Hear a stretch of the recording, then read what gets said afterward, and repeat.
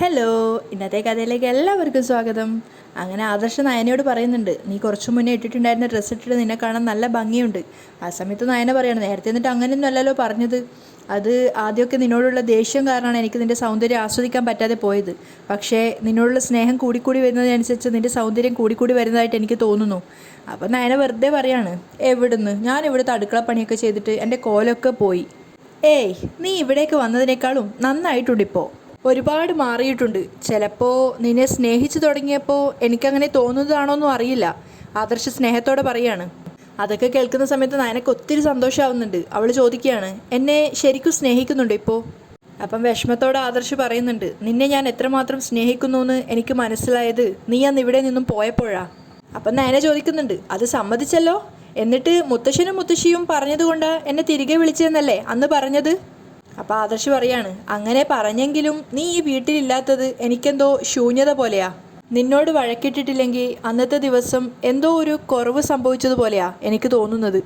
അപ്പം നയന കുറുമ്പോട് ചോദിക്കുകയാണ്, അത് ശരി, അപ്പോൾ വഴക്കിടാൻ വേണ്ടി മാത്രമുള്ള ആളാണ് ഞാൻ അല്ലേ? അയ്യോ, ഇനി അതും പറഞ്ഞൊരു വഴക്ക് വേണ്ട. നമുക്ക് രാത്രിയിൽ എല്ലാവരും കിടന്നു കഴിഞ്ഞാൽ പുറത്തേക്ക് പോവാം. ആയിക്കോട്ടെ, പക്ഷേ അമ്മ അറിഞ്ഞു കഴിഞ്ഞാൽ എന്നെ കുറ്റപ്പെടുത്തരുത്, നയന പറയാണ്. ഒരിക്കലുമില്ല, ആദർശ് പ്രണയത്തോടെ പറയുകയാണ്. നയനക്കും അത് കേൾക്കുമ്പോൾ നല്ല സന്തോഷമാവുന്നുണ്ട്. അതേസമയം നയനയുടെ വീട്ടിലേക്ക്, അതായത് അനന്തപുരിയിലേക്ക് വരികയാണ് നന്ദു വന്നത് ഫസ്റ്റ് തന്നെ കാണുന്നത് ജാനകി അമ്മായിയാണ്. അപ്പോൾ അവർ സ്നേഹത്തോടെ പറയുന്നുണ്ട്, ഇത് ആരാ വന്നിരിക്കുന്നേ? നന്ദുവിനെ കാണുന്നില്ലല്ലോ എന്ന് ഇവിടെ എല്ലാവരും പറയുക, വാ മോളെ. നന്ദു അകത്തേക്ക് കയറി വന്നപ്പോൾ ജാനകി പറയുന്നുണ്ട്, നന്ദു ഇപ്പോൾ പഴയ പോലെ സ്മാർട്ട് അല്ലെന്നാ ഇവിടെ എല്ലാവരും പറയുന്നത്. എന്തു പറ്റി? ഏയ്, അങ്ങനെയൊന്നുമില്ല, നന്ദു പറയുന്നുണ്ട്. അപ്പോഴേക്കും നയന അങ്ങോട്ടേക്ക് വരികയാണ്. അവളെ കണ്ടത് ജാനകി പറയുന്നുണ്ട്, ദേ പറഞ്ഞ ആളെത്തി. അപ്പോഴേക്കും നയന ജാനകിയോട് പറയുന്നുണ്ട്, ഇവള് കല്യാണത്തിൻ്റെ തലേ ദിവസേ വരുള്ളൂ എന്ന് പറഞ്ഞ് നിൽക്കുമായിരുന്നു. എന്ന് വെച്ചാൽ അവിടെ അച്ഛൻ ഒറ്റയ്ക്കല്ലേ ഉള്ളൂ. ഇപ്പോൾ അമ്മ അങ്ങോട്ടേക്ക് പോയപ്പോൾ ഇവളെ ഇങ്ങോട്ടേക്ക് പറഞ്ഞു വിട്ടതായിരിക്കും. അപ്പോൾ ജാനകി പറയുന്നുണ്ട്, ഉള്ളത് പറയാലോ, നന്ദു എന്ന് വെച്ചാൽ എനിക്ക് ജീവനാ. നന്ദു നയനെ അത് കേട്ടപ്പോൾ ഒരു വല്ലാത്ത സങ്കടത്തോടെ ചിരിക്കുകയാണ്. ആ സമയത്ത് ജാനകി പറയുന്നുണ്ട്, നന്ദു എന്ന് വെച്ചാൽ എനിക്ക് ജീവനാ. ഇവളെക്കുറിച്ച് പറയുമ്പോൾ അവർ 100 നാവാ. എന്ന് വെച്ചാൽ ഇടയ്ക്ക് അവനെ കരാട്ടയൊക്കെ പഠിപ്പിച്ചത് നന്ദു അല്ലേ? ആ, അതൊക്കെ ഇടയ്ക്ക് വെച്ച് നിന്നു. ഇവളെക്കുറിച്ച് ഞാൻ പറഞ്ഞിട്ടുണ്ടായിരുന്നല്ലോ, കാണുന്ന പോലെയൊന്നും അല്ല ആള്. ഒറ്റയ്ക്ക് നിന്ന് 4-5 തടിമാരന്മാരെയൊക്കെ ഇടിച്ചിടും. അപ്പോൾ ജാനകിയും പുഞ്ചിരിച്ചുകൊണ്ട് പറയുന്നുണ്ട്, പെൺകുട്ടികൾ അങ്ങനെ അത്യാവശ്യം കാര്യങ്ങളൊക്കെ പഠിക്കുന്നത് നല്ലതാ. ഇന്നത്തെ കാലത്ത് ഇതൊക്കെ ആവശ്യം വരും. നയന നന്ദുവിനെ അകത്തേക്ക് വിളിച്ച് കൂട്ടിക്കൊണ്ട് പോവാണ്. നേരെ മുകളിലേക്ക് പോകുന്ന സമയത്ത് അവിടെ നവ്യ ഇരുന്നിട്ടുണ്ടായിരുന്നു. നന്ദുവിനെ കണ്ടതും നവ്യ ഓടി വന്ന് കെട്ടിപ്പിടിക്കുകയാണ്. നവ്യ പുഞ്ചിരിച്ചുകൊണ്ട് പറയാണ്, എന്നെ ഏറ്റവും കൂടുതൽ നമ്മുടെ വീട്ടിൽ നിന്ന് വിമർശിക്കുന്നത് നീയായിരുന്നു. എന്നെ ചേച്ചിയെന്ന് വിളിക്കാൻ പോലും നിനക്ക് മടിയായിരുന്നു. അതുപോലെ നീ എന്നെ വെറുത്തതാ.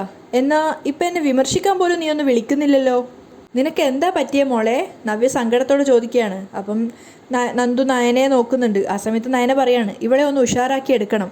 അപ്പം നവ്യ പറയാണ്, ഇവളേതെങ്കിലും പ്രേമത്തിൽ പെട്ടോ എന്നാ എൻ്റെ പേടി. അത് കേട്ടതും നയനയും അതുപോലെ നന്ദുവും പരസ്പരം മുഖത്തോട് മുഖം നോക്കുകയാണ്. അപ്പം നവ്യ പറയുന്നുണ്ട്, നിനക്ക് എന്തോ കുഴപ്പം പറ്റിയിട്ടുണ്ട്. അതെന്താന്ന് ഇവക്കും അറിയാം, അമ്മയ്ക്കും അറിയാം. നയനയെ കാണിച്ചുകൊണ്ടാണ് പറയുന്നത്. എന്നോട് മാത്രം ഒന്നും പറയാത്തത്. എടി, ഞാനിപ്പോൾ പഴയ നവ്യയല്ല, ഒരുപാട് മാറി. എന്നോട് രഹസ്യം എന്തെങ്കിലുമൊക്കെ പറയുവാണെങ്കിൽ ഞാനത് വിളിച്ചു കൂവിക്കൊണ്ട് നടക്കുമൊന്നുമില്ല. അപ്പം നന്ദു പറയുന്നുണ്ട്, എനിക്കൊരു പ്രശ്നമില്ല ചേച്ചി, പിന്നെ ഞാൻ എന്താ പറയണ്ടേ? പ്രശ്നമില്ല എന്നൊക്കെ നീ വെറുതെ പറയുന്നതാ. നീ ഇപ്പോൾ പഴയ ആൺകുട്ടിയായിട്ടല്ല നടക്കുന്നത്, നിനക്ക് ഭയങ്കര മാറ്റം വന്നിട്ടുണ്ട്. നന്ദു ഒന്നും പറയാതെ നിൽക്കുന്ന കണ്ടിട്ട് നയന ഇടയിൽ കയറുകയാണ്. വെറുതെ ഓരോന്ന് കുത്തി ചോദിക്കേണ്ട, ഈ പറയുന്ന മാറ്റമൊന്നും അവൾക്കില്ല. അപ്പം നവ്യ പറയുന്നുണ്ട്, ഇത് കുഴപ്പം പിടിച്ച പ്രായം, അതുകൊണ്ടാണ് ഞാനിങ്ങനെ ഓരോന്നോരോന്ന് പറയുന്നേ. അപ്പം നയന പറയാണ്, അത് ചേച്ചിയുടെ കാര്യത്തിൽ. ചേച്ചിയാ പണക്കാരൻ പയ്യന്മാരെ കെട്ടണമെന്ന് പറഞ്ഞ് ഈ പ്രായത്തിൽ നടന്നേ, ഞങ്ങളൊന്നും അങ്ങനെയല്ല. അപ്പം നവ്യ നന്ദുവിനെ ചേർത്ത് പിടിച്ച് പറയാണ്, എടി മോളെ, നമ്മൾ കൂടപ്പിറപ്പുകൾക്ക് എന്തെങ്കിലും ഒരു ചെറിയ മാറ്റം ഉണ്ടായാൽ പോലും നമ്മൾക്കത് പരസ്പരം തിരിച്ചറിയാൻ പറ്റും. അതുകൊണ്ട് ഞാൻ ഉറപ്പായിട്ടും പറയാം, ഇവളുടെ മനസ്സിലെ ആരോ പിടിച്ച് കുലക്കിയിട്ടുണ്ട്. അത് ആരാണെന്ന് പറഞ്ഞോ മോളെ. ഇനിയിപ്പോൾ നിന്റെ കാര്യങ്ങൾ ശ്രദ്ധിക്കാൻ ഒരുപാട് പേരുണ്ട്. എൻ്റെ ഭർത്താവ് ഒരു പാഴ്ജന്മാണെങ്കിലും ആദർശേട്ടനെ പോലുള്ള ആൾക്കാരൊക്കെ നിന്നെ സഹായിക്കും. നയന നന്ദുവിനെ നോക്കുന്ന സമയത്ത് നന്ദു പറയുന്നുണ്ട്, അല്ല ചേച്ചി, അതിനെന്തെങ്കിലും കാരണം വേണ്ടേ? അപ്പം നയന നന്ദുവിനോട് പറയുന്നുണ്ട്, ഞാൻ പറഞ്ഞില്ലേ മോളെ, നിന്റെ ഇപ്പോഴത്തെ സ്വഭാവം കൊണ്ടാണ് നിന്നെ എല്ലാവരും ഇങ്ങനെ സംശയിക്കുന്നത്. അതുകൊണ്ട് നീ പഴയതുപോലെ സ്മാർട്ട് ആവണം. അപ്പോൾ ആരും നിന്നെ ഇതുപോലെ ചോദ്യം ചെയ്യില്ല. അപ്പം നവ്യ പറയുന്നുണ്ട്, ഏതായാലും നീ വന്നതല്ലേ, കുറേ നാളുകൾക്ക് ശേഷം നമ്മളിങ്ങനെ ഒരുപോലെ എല്ലാവരും കൂടെ ഒന്നിച്ച് ഒത്തുകൂടുന്നത്. ഇന്നത്തെ ദിവസം നമുക്കൊന്ന് അടിച്ചു പൊളിക്കണം. നീ എന്തായാലും വാ. അപ്പം നന്ദു സങ്കടത്തോടെ പറയാണ്, ഞാനൊന്നിനുമില്ല, കല്യാണം വരെ ഇവിടെ നിൽക്കണം, കല്യാണത്തിൽ പങ്കെടുക്കണം, പിന്നെ പോണം. നന്ദുവിൻ്റെ ഭാവം കണ്ടപ്പോൾ തന്നെ നവ്യ പറയുന്നുണ്ട്, കണ്ടോ കണ്ടോ, മുമ്പ് ഇവൾ ഇങ്ങനെയായിരുന്നോ, എല്ലായിടത്തും കയറി അലമ്പുണ്ടാക്കുമായിരുന്നു, ഇപ്പോൾ സംസാരം പോലും ഇല്ല. അപ്പം നന്ദു പറയാണ്, എന്നും എല്ലാവരും ഒരുപോലെ ആയിരിക്കില്ല ചേച്ചി, ചെറിയ ചെറിയ മാറ്റങ്ങൾ ഇടയ്ക്ക് എല്ലാവർക്കും ഉണ്ടാവും. അതും പറഞ്ഞുകൊണ്ട് നന്ദു അവിടുന്ന് പോവാണ്. അപ്പം നയനയോട് നവ്യ ചോദിക്കുന്നുണ്ട്, എടി ശരിക്കും അവൾക്ക് എന്താ പറ്റിയത്, ഇതെന്താ എല്ലാവരും എൻ്റെ അടുത്ത് നിന്നെല്ലാം മറച്ചു വെക്കുന്നേ? അപ്പം നയന പറയുന്നുണ്ട്, അങ്ങനെ പറയാൻ മാത്രം ഒന്നുമില്ല, എന്തായാലും ഈ കല്യാണം ഒന്ന് കഴിയട്ടെ, അത് കഴിഞ്ഞ് അവളുടെ മനസ്സിലുള്ളത് നമുക്ക് കണ്ടുപിടിക്കാം, അതുവരെ നമ്മൾ അവളെ ശല്യം ചെയ്യണ്ട. നയന അതും പറഞ്ഞ് അവിടുന്ന് പോവാണ്. നന്ദു ബാൽക്കണിയിൽ വിഷമത്തോടെ നിൽക്കുമ്പോഴാണ് താഴെ അനി വരുന്നതായിട്ട് അവൾ കാണുന്നത്. ആ സമയത്ത് അവൾ വേഗം തന്നെ മുറിയിലേക്ക് കയറി പോവുകയാണ്. അനി മുകളിലെത്തിയ സമയത്ത് ജാനകിയാണ് പറയുന്നത്, അനി നിന്റെ ഫ്രണ്ട് വന്നിട്ടുണ്ട് കേട്ടോ. ആരാ അമ്മേ? അനി ചോദിക്കുകയാണ്. നമ്മുടെ നന്ദു. അത് കേട്ടതും അനിയുടെ മുഖത്ത് സന്തോഷം നിറയാണ്. അപ്പം ജാനകി പറയുന്നുണ്ട്, ഞാൻ ആ കൊച്ചിനോട് പറഞ്ഞിട്ടുണ്ട് നിന്റെ നിരാശയൊക്കെ മാറ്റിയെടുക്കാൻ, എന്ന് വെച്ചാൽ കല്യാണം ഉറപ്പിച്ചിട്ടും നിന്റെ മുഖത്ത് തെളിച്ചൊന്നുമില്ലല്ലോ. അപ്പം അനി പറയുന്നുണ്ട്, ഞാൻ കരുതി അവൾ നേരത്തെ ഒന്നും വരില്ല എന്ന്. അവളുടെ 2 ചേച്ചിമാരെ ഇങ്ങോട്ടേക്കല്ല അയച്ചത്, പിന്നെ അവൾ വരാതിരിക്കാൻ എന്താ? ജാനകി സംശയത്തോട് ചോദിക്കുകയാണ്. സത്യം പറഞ്ഞാൽ അവളുടെ അച്ഛനും വരേണ്ടതാ, അതല്ലേ നാട്ടുനടപ്പ്. എന്തായാലും നന്ദു വന്നല്ലോ, എനിക്ക് മിണ്ടാനും പറയാനൊക്കെ ഒരാളായി. അനി സന്തോഷത്തോടെയാണ് പറയുന്നത്. അപ്പം ജാനകി പറയുന്നുണ്ട്, ആ കൊച്ചിനും ഇപ്പോൾ പഴയ സ്മാർട്ട്നെസ് ഒന്നും ഇല്ലെന്നാ നയന പറയുന്നത്. ഇനി അതിൻ്റെ മനസ്സിലേക്കും ആരെങ്കിലുമൊക്കെ കയറി കൂടിയോന്ന് അറിയില്ല.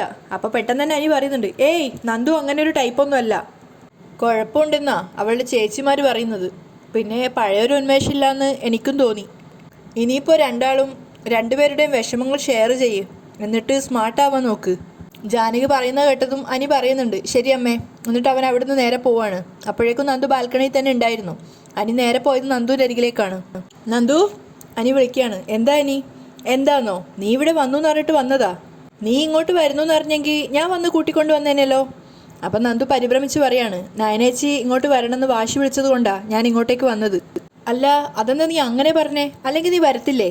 എൻ്റെ കല്യാണത്തിന് നീ 3-4 ദിവസം മുന്നേ വന്നില്ലെങ്കിൽ പിന്നെ ആരുടെ കല്യാണത്തിനാണ് വരുന്നേ? അപ്പം നന്ദു വേഗം പറയാണ്, അതുകൊണ്ടാണ് വന്നത്. നിനക്ക് മൊത്തത്തിലൊരു പതർച്ചയുണ്ടല്ലോ. ഏയ് അങ്ങനെയൊന്നുമില്ല, പിന്നെ അനി എന്നെ മറ്റൊരു തരത്തിൽ കണ്ടതിൻ്റെ ഒരു വിഷമം എനിക്കുണ്ട്. നന്ദു ശരിക്കും പതറിക്കൊണ്ടാണ് സംസാരിക്കുന്നത്. അത് മനസ്സിലാവാതെ അനി പറയുന്നുണ്ട്, ഒരാൾ മറ്റൊരാളെ സ്നേഹിക്കുന്നത് അത്ര വലിയ തെറ്റാണോ? ഈ ലോകത്തിൽ എത്രയോ പേര് പരസ്പരം സ്നേഹിക്കുന്നു, അവരെല്ലാം ഒന്നിക്കാറുണ്ടോ? അതൊക്കെ സാധാരണ എല്ലാ മനുഷ്യന്മാർക്കിടയിലും നടക്കാവുന്ന കാര്യമാണ്. അപ്പം നന്ദു സങ്കടത്തോട് ചോദിക്കുകയാണ്, അപ്പോൾ അനി ഓക്കെ ആണല്ലേ എന്ന് ചോദിച്ചാൽ അതിന് വ്യക്തമായൊരു ഉത്തരം പറയാൻ എനിക്ക് കഴിയില്ല. പിന്നെ അനാമിക ഒരിക്കലും എൻ്റെ ഭാര്യയായിട്ട് വരേണ്ട ഒരാളല്ല, കാരണം അവളെ ഒരിക്കലും എൻ്റെ ജീവിതത്തിലേക്ക് കൂട്ടിക്കൊണ്ടുവരാൻ ഞാൻ ആഗ്രഹിച്ചിട്ടില്ല. നന്ദുവിനെ കണ്ട ശേഷം എൻ്റെ മനസ്സിലൊരു ചെറിയ ചലനം ഉണ്ടായത്. അതുവരെ കല്യാണത്തെക്കുറിച്ച് ഞാൻ ചിന്തിച്ചിട്ട് പോലും ഇല്ലായിരുന്നു. അപ്പം നന്ദു വേഗം പറയാണ്, ഞാൻ എൻ്റെ നിലപാട് വ്യക്തമാക്കിയല്ലോ അനി, ഇനിയിപ്പോൾ അതേപ്പറ്റിയൊന്നും സംസാരിക്കേണ്ട, പ്രത്യേകിച്ചും ഇവിടെ വെച്ച്. എന്നാലും നന്ദു നേരത്തെ വന്നല്ലോ, എനിക്ക് ഒത്തിരി സന്തോഷമായി. എനിക്ക് ഒരുപാട് കാര്യങ്ങൾ നന്ദുവിനോട് സംസാരിക്കാനുണ്ട്. അപ്പം തന്നെ നന്ദു പറയുന്നുണ്ട്, ഏയ് അതൊന്നും വേണ്ട, കല്യാണമായിട്ട് ഇവിടെ എല്ലാവരെയും എന്തെങ്കിലുമൊക്കെ ചെയ്ത് സഹായിക്കാൻ വേണ്ടിയിട്ടാണ് ഞാൻ വന്നത്. അപ്പം അനി ചോദിക്കുന്നുണ്ട്, ഞാൻ നന്ദുവിനെ സ്നേഹിച്ചത് അത്ര വലിയ തെറ്റാണോ? ഞാൻ എന്തോ മഹാഭാവം ചെയ്തതുപോലെയാണല്ലോ നന്ദു എപ്പോഴും സംസാരിക്കുന്നേ. എൻ്റെ മനസ്സിൽ അങ്ങനെ ഒരു തോന്നലുണ്ടായെങ്കിൽ അതിൽ നന്ദുവും കാരണക്കാരിയാ. അത് ഞാൻ വെറുതെ പറഞ്ഞതല്ല. നമുക്കപ്പോൾ ഏതു നേരവും കറങ്ങി നടക്കുന്ന സുഹൃത്തുക്കളാ രാകേഷും വിഘ്നേഷും ഒക്കെ. അവർ പോലും നമ്മൾ തമ്മിൽ ഇഷ്ടത്തിലാണെന്നാണ് കരുതിയിരുന്നേ. അവന്മാർ അതേപ്പറ്റി എന്നോട് സംസാരിച്ചിരുന്നു. അതുകൊണ്ട് കൂടിയോ നന്ദുവിൻ്റെ മനസ്സിൽ ഞാനുണ്ടെന്ന് ഞാൻ കരുതിപ്പോയത്. എൻ്റെ മനസ്സിൽ അനിയില്ല എന്ന് ഞാൻ പറഞ്ഞല്ലോ. പിന്നെ അനി ചിന്തിക്കുന്ന രീതിയിലല്ല ഞാൻ അനിയെ കണ്ടത്. നന്ദു പതറിക്കൊണ്ട് പറയാണ്. അപ്പോൾ സങ്കടത്തോടെ അനി പറയുന്നുണ്ട്, അതെനിക്ക് മനസ്സിലായി. എന്ന് വെച്ച് അങ്ങനെ ഒരു തെറ്റ് പറ്റിപ്പോയെന്ന് പറഞ്ഞുകൊണ്ട് നല്ല 2 സുഹൃത്തുക്കൾ തമ്മിൽ അകലേണ്ടതുണ്ടോ? എനിക്കൊരു അകൽച്ചയുമില്ല. അനി ഇപ്പോഴും അനാമികയോട് താല്പര്യം കാട്ടുന്നില്ല എന്നാണ് നയനേച്ചിയൊക്കെ പറഞ്ഞത്. അത് ഞാൻ കാരണമാണെന്ന് ഈ വീട്ടിൽ ആരെങ്കിലും അറിഞ്ഞാൽ അതെനിക്ക് സഹിക്കാൻ പറ്റില്ല. കാരണം ഞാനിവിടെ നിരപരാധിയാ. അപ്പം അനി പറയുന്നുണ്ട്, ശരി എങ്കിൽ പിന്നെ ഞാനായിട്ടൊന്നും പറയുന്നില്ല. അവൻ അവിടുന്ന് പോകാൻ നോക്കുകയാണ്. പിന്നെയും പെട്ടെന്ന് വന്നിട്ട് പറയുന്നുണ്ട്, അതെ, കല്യാണത്തിന് എന്നെ ഒരുക്കാൻ പുറത്തുനിന്ന് ആരെയും വിളിച്ചിട്ടില്ല. രാകേഷും വിഘ്നേഷും ഒക്കെ വരാമെന്ന് പറഞ്ഞിട്ടുണ്ട്. കൂടെ താനും വേണം. അതെങ്കിലും ചെയ്തു തരുമല്ലോ. അനി സങ്കടത്തോടു കൂടിയാണ് കയറി പോകുന്നത്. നന്ദുവിനത് സഹിക്കാൻ പറ്റുന്നുണ്ടായിരുന്നില്ല. രാത്രിയായ സമയത്ത് ആദർശ് നേരത്തെ പറഞ്ഞതുപോലെ നയനയും കൂട്ടിക്കൊണ്ട് അവൻ പുറത്തേക്ക് ഇറങ്ങുകയാണ്. ആദ്യം ബൈക്കിൽ കയറി ചാവി ഇട്ടപ്പോൾ അവൻ നയനോട് പറയുന്നുണ്ട്, എന്തായാലും നേരത്തെ ഇട്ട ഡ്രസ്സ് നിനക്ക് നന്നായിട്ട് ചേരുന്നുണ്ടായിരുന്നു. അപ്പം നയന പറയുന്നുണ്ട്, അത് നേരത്തെ പറഞ്ഞതല്ലേ, പിന്നെ ആദർശേട്ടൻ്റെ ഡ്രസ്സും അത്ര മോശമൊന്നുമല്ല. വാ കയറ് പോവാം. നയന ബൈക്കിൽ കയറിയപ്പോൾ ആദർശ് പറയുന്നുണ്ട്, നീ എൻ്റെ തോളിൽ പിടിച്ചോ. അത് പിന്നെ പ്രത്യേകിച്ച് പറയേണ്ട കാര്യമില്ലല്ലോ. അങ്ങനെ പറഞ്ഞുകൊണ്ട് നയന ആദർശിൻ്റെ തോളിൽ കൈവെക്കുകയാണ്. പെട്ടെന്നാണ് ആദർശിന് ചെറുതായിട്ടൊരു സ്പെല്ലിംഗ് മിസ്റ്റേക്ക് തോന്നുന്നത്. അപ്പോൾ നയനയോട് പറയുന്നുണ്ട്, ഒന്ന് പുറത്തിറങ്ങിയേ. എന്താ? അത് നമുക്ക് ഗേറ്റ് വരെ വണ്ടി തള്ളിക്കൊണ്ടു പോവാം, അത് കഴിഞ്ഞ് വണ്ടി സ്റ്റാർട്ട് ചെയ്യാം. വെറുതെ അമ്മയെങ്ങാനും എണീറ്റാലോ? നയനക്ക് ശരിക്കും ദേഷ്യം വരുന്നുണ്ടായിരുന്നു. അമ്മയെ പേടിച്ച രാത്രിയിലും പോകുന്നത്, എന്തിനാ ഇത്ര കഷ്ടപ്പെട്ട് പോകുന്നേ? ആദർശ് വണ്ടി തള്ളിക്കൊണ്ടു പോകുമ്പോൾ നയന ചോദിക്കുന്നുണ്ട്, തള്ളിത്തരണോ? ഇത് തള്ളാനുള്ള ആരോഗ്യമൊക്കെ ഇപ്പോൾ എനിക്കുണ്ട്. മുമ്പൊരിക്കൽ ശ്വാസം മുട്ടൽ വന്നപ്പോൾ സ്കൂട്ടറിൽ കെട്ടി വലിച്ചുകൊണ്ടല്ലേ ഞാൻ പോയത്. അപ്പോൾ ആദർശ് പറയാണ്, കെട്ടിയോനെ കെട്ടിയോൾ തള്ളിക്കൊണ്ട് പോകുന്നതൊന്നും അത്ര വലിയ പറയാനൊന്നുമില്ല. അപ്പോൾ നയന ചോദിക്കുന്നുണ്ട്, എന്നിട്ട് അതിൻ്റെ ഒരു നന്ദി പോലും ഇല്ലല്ലോ. അതിൻ്റെ കടം വീട്ടിക്കൊണ്ടിരിക്കാൻ ഞാൻ, നീ പോയി ഗേറ്റ് തുറക്ക്. അപ്പോൾ നയന പോയി ഗേറ്റ് തുറക്കുകയാണ്. ഗേറ്റിന് പുറത്തിറങ്ങിയതിന് ശേഷമാണ് രണ്ടുപേരും ബൈക്കിൽ കയറിയിട്ട് യാത്ര ചെയ്യുന്നത്. അതേസമയം നന്ദു അവളുടെ മുറിയിൽ കിടന്നുകൊണ്ട് ചിന്തിക്കുന്നുണ്ട്, അനിയുടെ സംശയങ്ങൾ മാറ്റാൻ വേണ്ടി ഞാൻ പലതരത്തിൽ ആക്ടിങ് ചെയ്തു, പക്ഷെ അതൊന്നും ഏൽക്കുന്നില്ലല്ലോ. ഞാൻ എന്തിനാ അനിയെ കാണുമ്പോൾ ഇത്രയേറെ പതറുന്നത്? അവൻ്റെ മുന്നിൽ ചിരിച്ച മുഖവുമായിട്ട് എനിക്ക് നിൽക്കാൻ പറ്റാത്തത് എന്തുകൊണ്ടാ? നന്ദൂര് ശരിക്കും ഉറക്കം വരുന്നുണ്ടായിരുന്നില്ല. 3-4 ദിവസം കഴിഞ്ഞ അവൻ്റെ കല്യാണമാണ്. അത് അറിയാമായിരുന്നിട്ടും എൻ്റെ മനസ്സിലൊരു നീറ്റിലായിട്ട് അവൻ നിൽക്കുക. ആ സമയത്താണ് നന്ദുവിൻ്റെ പ്രതിരൂപമായിട്ട് വന്നിട്ട് പറയുന്നത്, നിന്റെ മനസ്സ് ശരിയല്ല നന്ദു. നിന്റെ നയനേച്ചി പറഞ്ഞത് നിന്റെ തലയിൽ കയറിയിട്ടില്ല. കല്യാണം കഴിഞ്ഞിട്ട് ഇന്നുവരെ പൂർണ്ണമായിട്ടൊരു ദാമ്പത്യ ബന്ധം നയിച്ചിട്ടില്ല നിന്റെ ചേച്ചി. നവ്യേച്ചിയുടെ കാര്യവും വളരെയധികം പ്രതിസന്ധിയിലാണ്. നീ അവർക്ക് രണ്ടുപേർക്കും പേരുദോഷം ഉണ്ടാക്കുന്ന നിന്റെ അച്ഛനും അമ്മയ്ക്കും പ്രതിസന്ധിയിലാവുന്ന കാര്യങ്ങളെക്കുറിച്ചാ നീ ഇപ്പോൾ ചിന്തിച്ചുകൊണ്ടിരിക്കുന്നേ. ഈ ബന്ധം നിനക്ക് ചേർന്ന ബന്ധമല്ല. അങ്ങനെ നിന്റെ മനസ്സിനെ വിശ്വസിപ്പിക്കാൻ ശ്രമിക്കേ, അല്ലെങ്കിൽ നിന്റെ ഇപ്പോഴത്തെ അവസ്ഥയ്ക്ക് മാറ്റം ഉണ്ടാവാൻ പോകുന്നില്ല. നന്ദു ആകെ സങ്കടത്തിലായിട്ടുണ്ടായിരുന്നു. അതേ അവസ്ഥയിൽ തന്നെയാണ് അനിയ ഉള്ളത്. അവനും ശരിക്കും പറഞ്ഞാൽ ഉറക്കം കിട്ടുന്നുണ്ടായിരുന്നില്ല. അവൻ സ്വയം ചിന്തിക്കുകയാണ്, നന്ദു ഒരു സുഹൃത്താണെന്ന് പറഞ്ഞതിന് ശേഷം അനാമികയെ സ്നേഹിക്കാൻ ഞാൻ ശ്രമിച്ചതാ, അവളെ വിളിക്കുകയും കാണുകയും ഒക്കെ ചെയ്തതാ. എന്നിട്ടും എന്തുകൊണ്ട് അവൾ എൻ്റെ മനസ്സിലേക്ക് കയറാത്തത്? അവളെ എന്തുകൊണ്ട് എനിക്ക് സ്നേഹിക്കാൻ കഴിയാത്തത്? ഉറക്കം വരാതെ മുറിയിൽ കൂടി അങ്ങോട്ടും ഇങ്ങോട്ടും നടക്കുകയാണ് നന്ദു. അതേ അവസ്ഥയിൽ തന്നെയാണ് അനിയുള്ളത്. അവനും ഉറങ്ങാൻ സാധിക്കുന്നുണ്ടായിരുന്നില്ല. അതേസമയം നയനയും കൊണ്ട് നൈറ്റ് ഡ്രൈവിന് ഇറങ്ങിയതായിരുന്നല്ലോ ആദർശ്. ആ സമയത്ത് ഒരു പൂവിൻ്റെ കടയുടെ മുന്നിലെത്തിയ സമയത്ത് ആദർശ് അവിടെ ബൈക്ക് നിർത്തുകയാണ്. നയനയോട് ഇറങ്ങാൻ പറഞ്ഞിട്ട് അവൻ പറയുന്നുണ്ട്, ഈ ചേച്ചി രാത്രി നേരം വൈകിയാലും ഇവിടെ തുറന്നിട്ടുണ്ടാവും, ഒന്നാമത് ഓണക്കാലം കൂടിയാണല്ലോ. നയനയും കൂട്ടിക്കൊണ്ട് ആദർശ് ആ കടയിലേക്ക് പോവുകയാണ്. എന്നിട്ട് 2 മുഴം മുല്ലപ്പൂ നയനയ്ക്ക് വേണ്ടി വാങ്ങിക്കുന്നുണ്ടായിരുന്നു. ചേച്ചി മുല്ലപ്പൂ വളർന്നെടുക്കുന്ന സമയത്താണ് അങ്ങോട്ടേക്ക് ജയനും ദേവയാനിയും കൂടി കാറിൽ നൈറ്റ് ഡ്രൈവിന് ഇറങ്ങിയിട്ടുണ്ടായിരുന്നു. അപ്പോൾ അവരും അവിടെ തന്നെയാണ് വന്ന് നിർത്തിയത്.